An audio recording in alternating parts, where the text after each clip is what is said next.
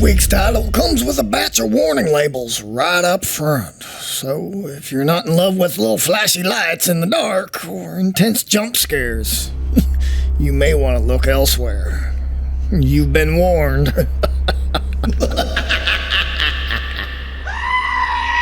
What the heck? And this is our review Unsealed the Mare. Review copy provided by the publisher. It was developed by and published by Soft. The game released on March 9th to the PlayStation Store for the price of $19.99. What is it in human nature that makes us enjoy being scared?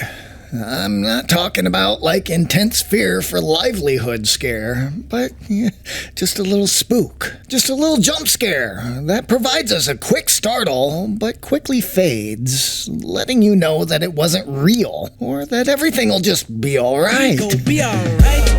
See it everywhere. I mean, we've got amusement parks, horror films, and Hollywood haunted houses all thrive on the quick adrenaline boost provided by these little scares. This week's title has that thrilling jump scare squarely in its crosshairs. And unfortunately, it seems like that's about all they could fit in there, as it seems anything else was just left on the cutting room floor. I mean, the creepiest part of the entire experience here is given away in the trailer. So what else is there to be startled by? Let's talk about that now, shall we?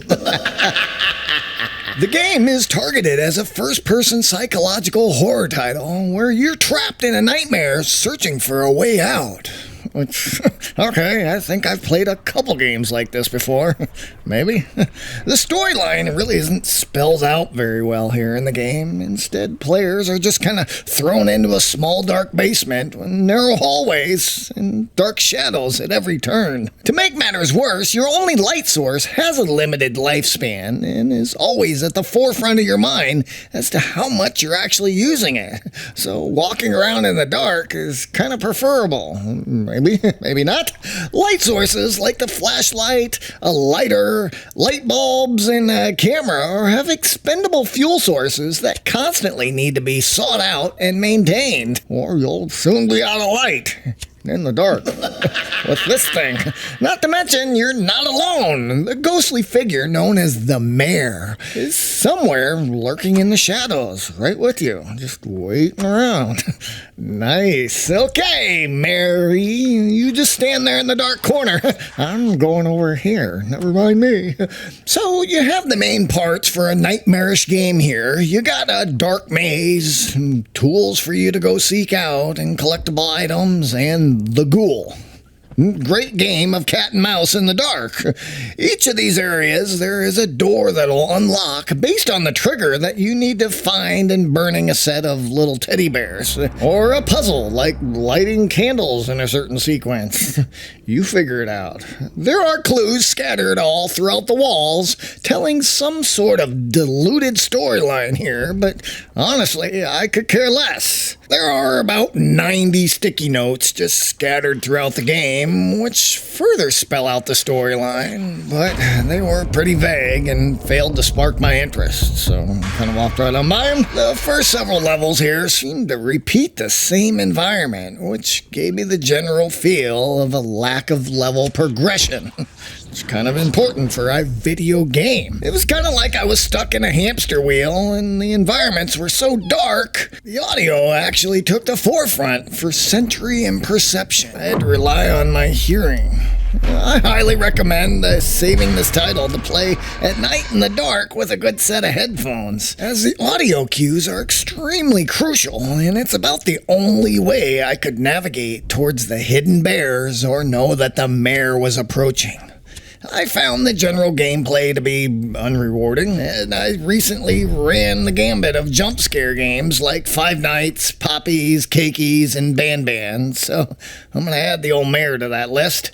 I finally went ahead and turned the brightness all the way up so I could see what the hell I was doing. But even then, I found myself running in circles, playing cat and mouse with the old Mare girl here. Overall, my time with the title left me feeling directionless, without any drive to move to the next area to have more mazes and puzzles to unlock. I was just to be trapped in the same dredge girl chasing me around.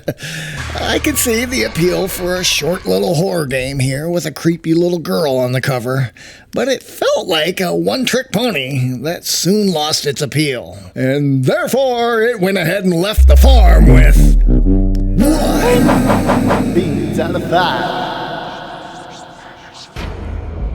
Yep, well, that wraps up that review right there. Here's some notes I took. Where I put the keys to the tractor. So, you know, we make these new review videos every week, so if you're an indie developer or there's something you want to see, Or maybe something you don't want to see. And if you haven't noticed, I've been working with select publishers this year. Feel free to reach out if you're interested in adding your game to our future be reviews. sure to visit again next week. As we continue to take humorous stabs at some of the industry's new and upcoming titles. Stay safe out there. We'll see you next time on the farm.